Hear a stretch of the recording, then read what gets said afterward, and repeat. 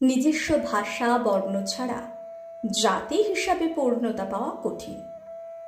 বাঙালির ভাষা তো ছিল, বর্ণ পরিচয়ের অভাব পূরণ করেছিলেন ঈশ্বরচন্দ্র বিদ্যাসাগর। সংস্কৃত ভাষার নির্ভরতা কাটিয়ে মাতৃভাষায় লেখাপড়ার পরিসর তৈরি করেছিল তার বর্ণ পরিচয়। শুধু বর্ণের সঙ্গে পরিচয় নয়, সেখানে রয়েছে নীতিশিক্ষা ও মূল্যবোধের পাঠও। গ্রামের মেঠোপথ দিয়ে পালকিতে যেতে যেতেই নাকি এর পাণ্ডুলিপি তৈরি করেছিলেন বিদ্যাসাগর। 1855 সালের 13 এপ্রিল প্রকাশিত হয় বর্ণ পরিচয়ের প্রথম ভাগ।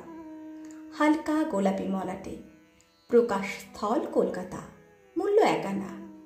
শোনা যায় শুরুতে নাকি বাঙালির মনে দাগই কাটতে পারেনি এই বই, তবে ধীরে ধীরে তা জনপ্রিয়তা লাভ করে।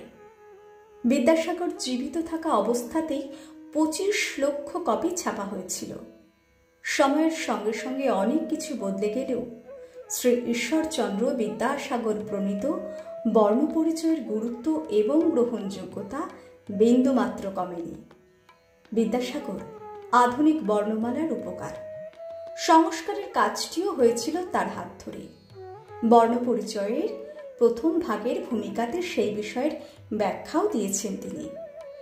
ভাষা বিশেষজ্ঞের মতে মূলত 16 স্বর ও 34 ব্যঞ্জন বর্ণ ছিল। তাতে বেশ কিছু নতুন বৈশিষ্ট্য যুক্ত করেছিলেন বিদ্যাসাগর। জুড়ে ছিলেন ডয়বিন্দু, ঢয়বিন্দু, অন্তস্থ বর্ণগুলি। স্বরবর্ণের তালিকা থেকে অনুস্বর এবং বিসর্গকে ব্যঞ্জন বর্ণের তালিকায় যুক্ত করেছিলেন। আলাদা মর্যাদা পেয়েছিল চন্দ্রবিন্দুও। এমন আরও নানা সংস্কার, সংযোজন, বিয়োজনে বর্ণ পরিচয়কে সমৃদ্ধ করেছিলেন বিদ্যাসাগর। ওই বছরের 14 জুন বইয়ের দ্বিতীয় ভাগ প্রকাশ করেছিলেন তিনি।